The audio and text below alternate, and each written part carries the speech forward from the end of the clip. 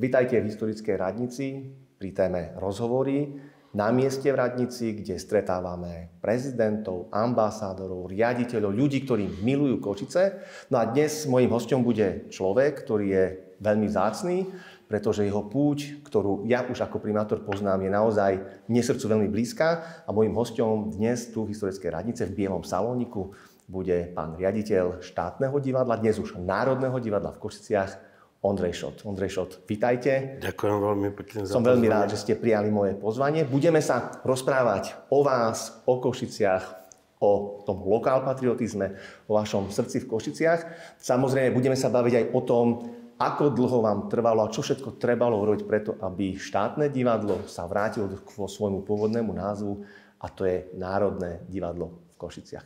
Poďme ale od začiatku, poďme k vašej mladosti, k detstvu. Ako sa Ondrej Šot, ktorý naozaj tie Košice má rád, dostáva do Košíc? Tak keď som sa narodil, tak som sa narodil v Bardejove v rodine učiteľky a zubára, ktorí nás viedli k hudobnému umeniu hlavne. Takže som mal nástroj ako akordeón, klavír, bratia husle, klarinet, tak sme boli taká mladá, dobrá kapela, kde sme si hrali na Vianoce na rôzne príležitosti. No a otec ma viedol k športu, fyzickým veciam, som bol tiež futbalista ako otec. A celá moja tanečná kariéra začala v Ľubochni na futbalovom dorosteneckom zápase, kde bola hudba Mendocino a ja som začal cez futbal tančiť. Ale rodičia neboli praví umelci, mali úplne iné vzdelanie, ale každopádne to umenie cítili a mali radi. Áno, tak moja mama často spievala, otec bol ten zubar futbalista, mama učiteľka, takže ja som vyrastol v takej rodine. Chcel som ísť za umeleckou cestou, ale rodičia mi vyberali povedali, že komediant nemá peniaze a že to treba poriadnu prácu. Cez to všetko som išiel na skúšky, bol som na konzervatóriu, to som skončil. Bola to výborná škola, musím podotknúť. Naša tu Košická. Áno, ktorú založili manželia Halásovci. Musím vám povedať, že my sme boli druhý ročník, študovali sme tu, kde je Františkánska, mali sme tam nádherné baletné sály, krásny priestor a bola to tvrdá škola. Tým, že som robil šport, tak mi to nevadilo. A absolutórium tej školy, keď som išiel, tak som išiel na vysokú školu len kvôli chrbtici, lebo ja som toľko drel, že som si dosť presiloval zdravie. Nevedel som, že to je až také. No a potom som študoval na Vysokej škole muzických umení. Ale viem... V Bratislave. Áno, v Bratislave. Len viem jednu vec, že keď som odišiel z tých Košíc, tak nemohol som si zvyknúť na Bratislavu, pretože mi chýbala ulica, chýbalo mi to centrum, ten kostol, to divadlo. A to ste mi teraz nahrali na otázku, lebo ja som sa dočítal, že v rámci Bratislavy a VŠMU vaša absolventská práca, absolventská inscenácia je robená pre Košice, v tom čase pre Košické štátne divadlo. Prečo Košice? Už začínam tomu rozumieť. V 83. roku a sme si mali vybrať, kde by sme chceli absolvovať. Ja som si vybral Karla Orfa, Karmina Burana. To je scenická kantata tu v divadle a robil som to v podstate tu na baletnej sále a s bývalými kolegami tanečníkmi, ktorý som bol, lebo my sme od druhého ročníka už povinne tančili v divadle, ako u pani Halásovej a Halasa. Takže ja vďačím Košičanom, Čaba Sekereš, Beďa Kováčová, Andrej Halás, Marilena Halásová. Proste to boli fantastickí pedagógovia, ktorí nás naučili toľko veľa vecí, že keď som prišiel na vysokú školu, to chcem podotknúť, a som si myslel, že to bude taká škola, kde sa v tom tanečnom svete nájdem, že veľa naučím, tak som až vtedy zistil, jak tá stredná škola, konzervatórium v Košiciach, mala vysokú úroveň oproti vysokej škole, ktorú som študoval. Dneska to môžem povedať. No, ja som v vašom životopise našiel, pracovali ste v Prahe, v Bratislave, robili ste na tanečných projektoch v Mníchove, Salzburgu, Hamburgu, Toronte, Lisabone a určite ďalších a ďalších mestách. A opäť príjmate ponuku pracovať v Košiciach. Takto, môj otec mal vždy pravdu. To je neskutočné. Hádal som sa s ním. On mi povedal, že keď som odišiel z Prahy, Národného divadla do Bratislavy, že som urobil chybu. A potom mi hovoril, že Ondrík, prídi tu do Košic, lebo tu ťa vyrastali ako mladého človeka, tu si ťa budú vážiť a tu by si mal byť a tu by si mal rozvíjať to, čo si zo sveta zažil alebo skúsil. No a ja som mu povedal, dobre, tak prídem tu takže na 2 roky, že pomôžem, lebo balet celý zrušiť, lebo tu už nebolo veľa tanečníkov, už bola bieda veľká naozaj. Tak ja som prišiel sem, že budem niečo budovať a po tých 2 rokoch som získal vzťah k tým interpretom, ktorých som mal, lebo som ich musel živiť, variť, obliekať. Taká chudoba bola v divadle. Takže som mal takú ako kvázi rodinu, by som to dobre povedal. No takže ja som sa rozhodol, že tu zostanem. Potom sa stala taká iná situácia, že bol som vyprovokovaný bývalým riaditeľom na parkovisku, aby som išiel vyskúšať konkurs do SND. Ja som išiel len kvôli tomu, že som mal ten pocit, aby som to ukázal, že nie všetci sme tu nevedomí. No ale ten konkurs som vyhral a skryl som sa pod stôl. Čiže to úplný zámer nebol, ale vyšlo to. Ale ja som, v podstate som chcel povedať o Košiciach viac, pretože dosť sme boli zaznávaní a tá konkurzná komisia, som zjavil, že tak porozprávam o našom divadle, o tom regióne. No, tak som konkurs vyhral a už hneď od začiatku som vedel, že tam budem veľmi krátko. Ste mi ušli z tých Košíc trošku, ale každopádne vaša kariéra je spojená s významnými slovenskými i zahraničnými režisérmi. Tak poďme si povedať, ktorí to boli tí najvýznamnejší, aká tá spolupráca bola, ako vám to zlepšilo aj život, aj všetko to, čo súvisí s vašou prácou. Takže v Košiciach som dostal veľmi dobrý základ divadla. Bola tu fantastická opera, opereta, osobnosti, režiséri, herci, fantastické inscenácie. To si pamätám ako decko. No a keď som sa dostal do Bratislavy, tak začal som robiť také predstavenie, že Fujarová show. To bola s mojimi kolegami, ja som tam robil choreografiu. Tým sme získali takú popularitu. Hej, to bola prvá taká mladická inscenácia proti socialistickým praktikám komunizmu a tak komunistom. A tak som dostal angažmá do Prahy, do Pražského komorného baletu Pavla Šmoka. No a v Bratislave som pracoval s Milošom Pietorom, Rákovským, Budským, veľa režisérmi v televízii, slovenskej televízii a to bol taký môj štart k tomu blízkemu divadlu a tak som sa dostal do Prahy, komorný balet a do Národného divadla a Laterny Magiky. Na svojom konte máte množstvo predstavení, nevyhýbate sa aj možno nie jednoduchým témam, aj tak kultúrno-spoločensko-politickým, Milada Horáková a rôzne takéto predstavenia. To znamená, nie ste producent alebo človek, ktorý by sa bál ísť aj do tej ťažšej histórie, aj do vecí, ktoré nie sú možno úplne jednoduché. Čomu sa ja teším, pretože Košice sú multikultúrne, multinárodné a patrí ku Košiciam, ale aj k tomu treba istú dávku odvahy.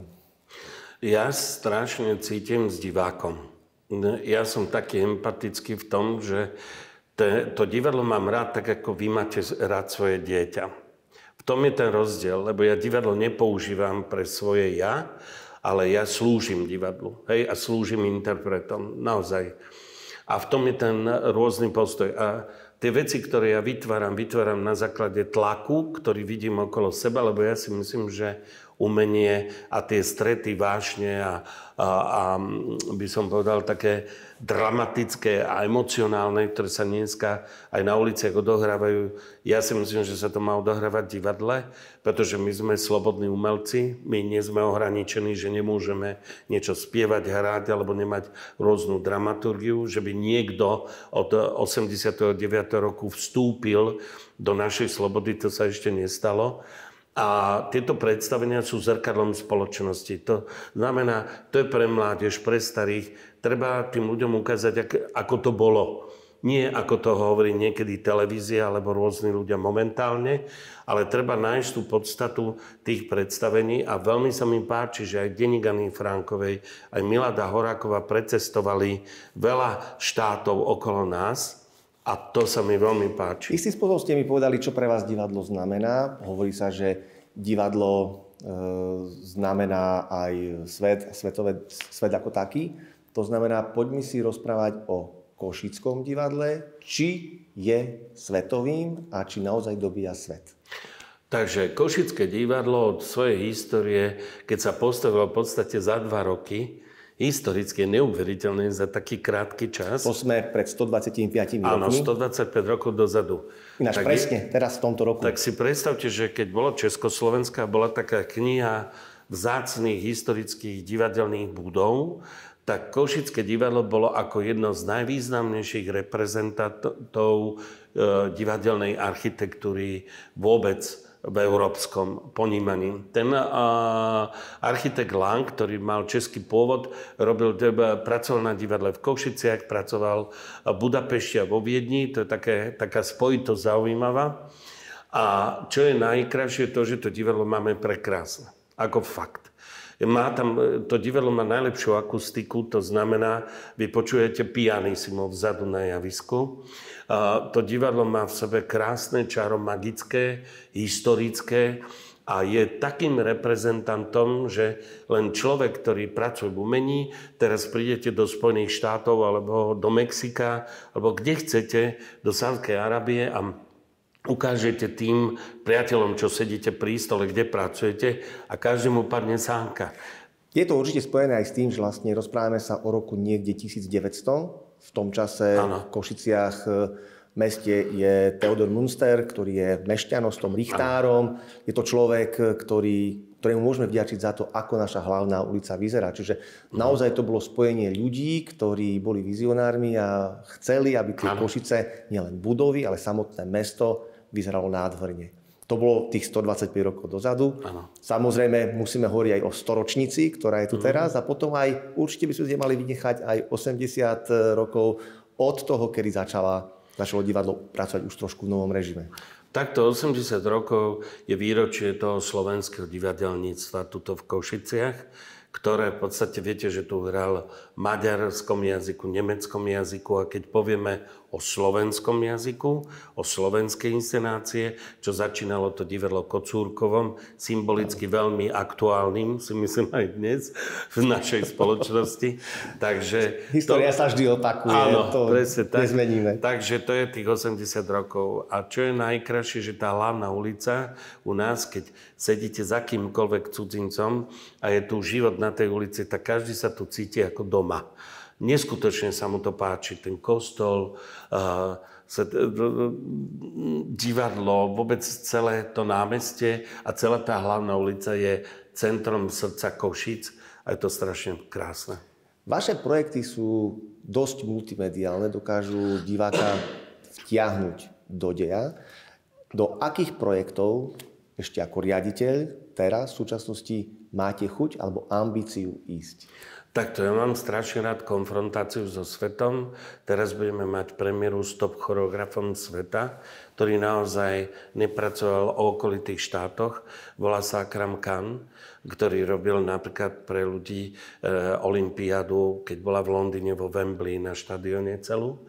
Je to človek, ktorý vychádza z Kataku, má svoj rukopis, geniálny a teraz bude tá premiéra u nás. Čo sa týka ambícií, chceme tu top choreografov, keď zavolať top režisérov sveta, pretože nechceme tu volať 80-ročné inscenácie, ako v okolitých divadlách.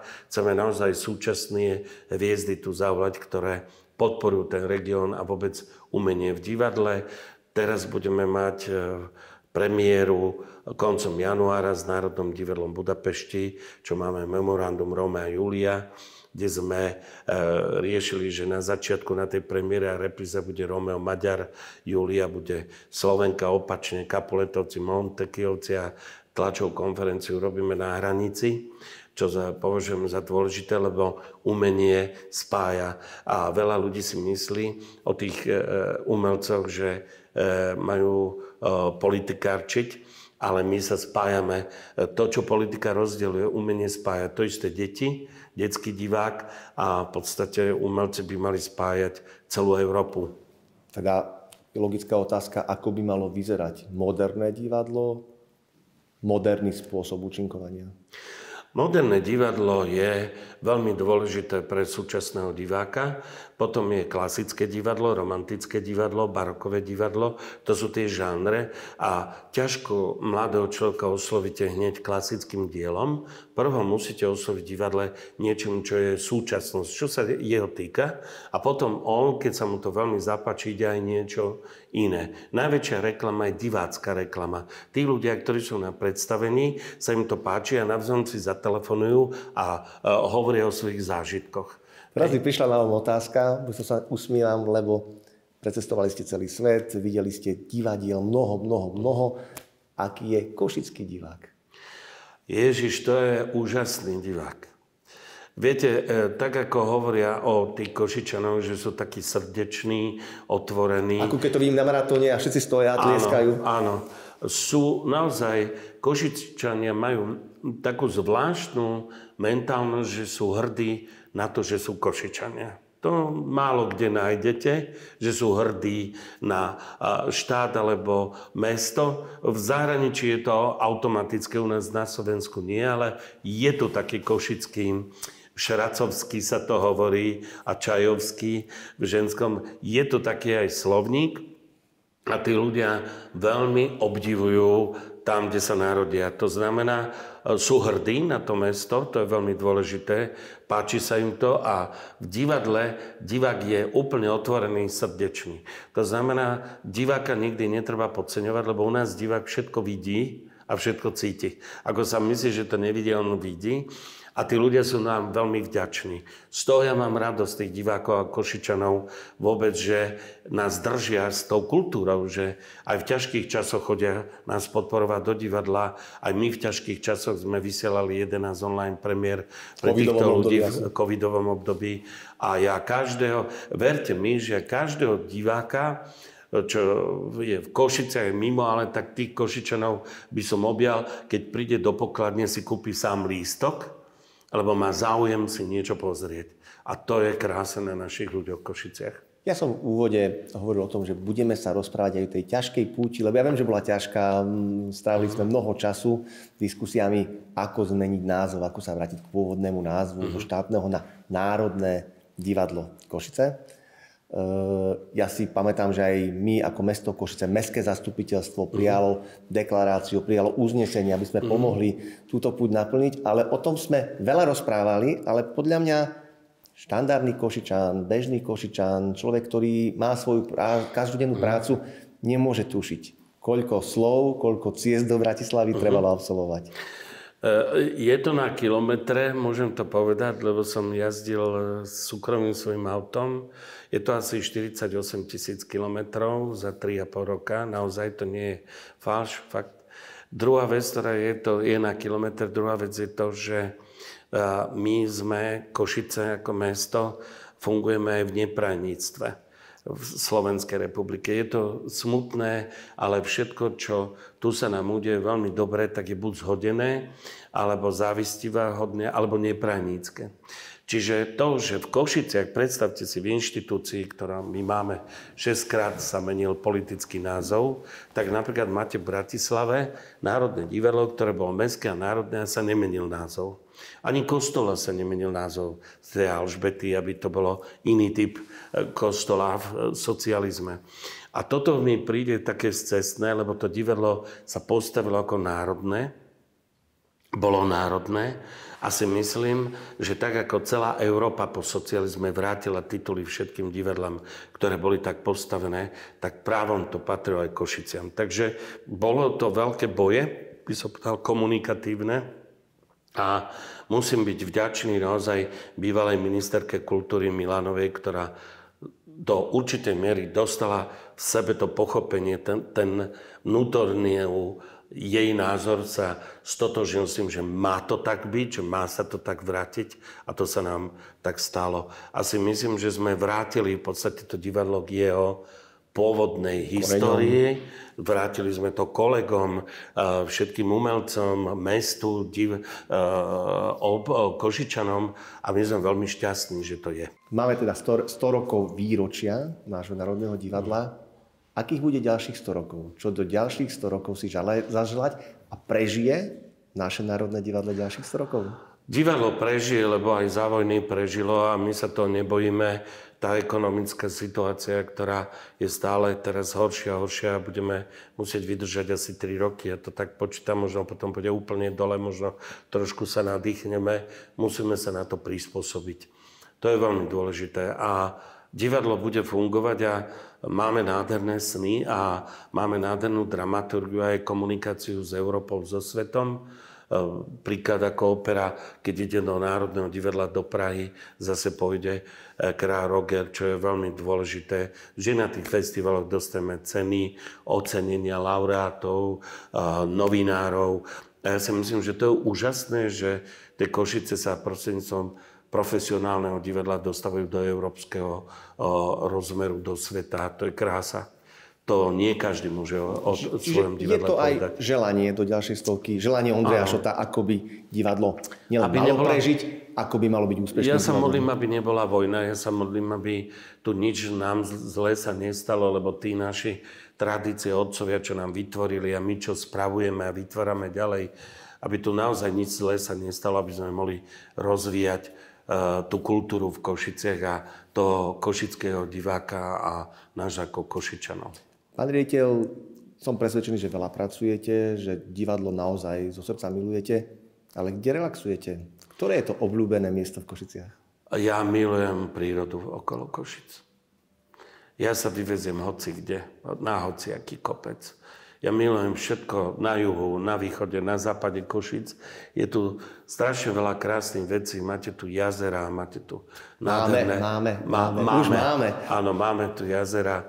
Naozaj máme tu krásne východy. Pôjdete na Košovu, hoci kde môžete ísť. Mne sa veľmi páčia výhľady. Ako hore, keď som aj na veži, alebo na kostole, alebo v prírode, že vidíte to mesto. Viete, a vidíte tú energiu toho mesta, to je krásne mesto v tom, že to centrum máme tak silné, keď si uvedomíte, že to je také srdce Košic a potom sú tie cievy, ktoré z toho srdca idú do tých panelákov a sídlisk a máme nádherné prostredie. Čiže ja mám veľmi rád ulicu, kde bývam, tuto v meste. A vždy, keď boli Vianoce, alebo čo idem na trhy, ja som v meste ako mestský človek a milujem, keď idem do kaviarne, keď idem do reštaurácie tu v meste. To je fantastický život. To také som nevedel, že môžem takého sa dožiť krásneho prostredia. Dostávame sa k záveru, teda tá jedna z posledných otázok je, na čo sa majú teraz, v najbližšej chvíli, čo bude prvá premiéra, kde môžeme Košičanov pozvať? Máme prvú premiéru v Činohre, On hovorí, ona hovorí. Je to veľmi zaujímavá premiéra, úplná novinka. Myslím, že prvýkrát teraz bola uvedená v Rakúsku, v divadle. Režiruje to taký mladý, talentovaný slovenský režisér, ktorý aj je pedagóg na Vysokej škole muzických umení. Volá sa Matúš Bachinec. A premiéra je 10. októbra. Je to veľmi zaujímavé predstavenie, lebo keď poznáte kinoautomat, že diváci rozhodujú o tom, ako má vyzerať záver, tak tam diváci rozhodujú v tom divadle, v detektívke, ako to má skončiť. Takže je veľa variant, ktoré hlasovaním ide ten dej, kde sa hľadá pointa v tom predstavení. Druhá premiéra je Akram Khan, tretia premiéra má byť Krútňava, Eugena Suchoňa, veľmi súčasnými prostriedkami urobená. Veľmi, keď budeme mať tie financie, sa na to teším. A potom hráme predstavenia predškoly, kultúra preškoly. To je taká výnimka, že tie preškoly presne sú zadarmo. Neviem, či to viete, to je taká novinka, že tie školy prídu do divadla, vôbec neplatia nič. Prídu akože na predstavenia, ktoré sú dotované štátom, Ministerstvom kultúry a v rámci projektov preškoly organizujeme teraz druhýkrát ako divadelné detské tábory pre deti, ktoré sa spájajú s Bratislavou. Že chceme vytvoriť medzi deťmi taký na Slovensku most, aby vedeli, že v Košiciach je krásne, aby sme si to navzájom takto. Málo kto vie, že ako riaditeľ divadla, alebo naše divadlo zamestnáva takmer 400 zamestnancov, čiže tým, že sa dostávame na záver, veľmi rád by som všetkým zaprial, aby veľmi radi pracovali, aby sa tešili zo svojej práce, aby hercom sa darilo, aby mali plnú chuť na tých doskách nám ukazovať všetky tajomstvá, ktoré nám dokážu ukázať, ale veľmi vážny a veľmi dôležitý aj ten podporný tím. Je to množstvo ľudí, ktorých nevidíme a sú za oponou, čiže v mene mojom, ale aj v mene všetkých Košanov im chceme zaželať, aby sa im darilo, aby boli tvoriví, aby boli dobrým tímom pre tých, ktorých na tých doskách radi vidíme. Pán riaditeľ, nech sa vám darí. Veľmi sa teším, že ste prijali moje pozvanie. Ďakujem veľmi pekne a pozdravujem vás za všetkých zamestnancov. Myslím, že budú veľmi šťastní, že si to vážia a ďakujem za také pekné slova na záver. Nech sa darí všetko dobre. Ďakujem.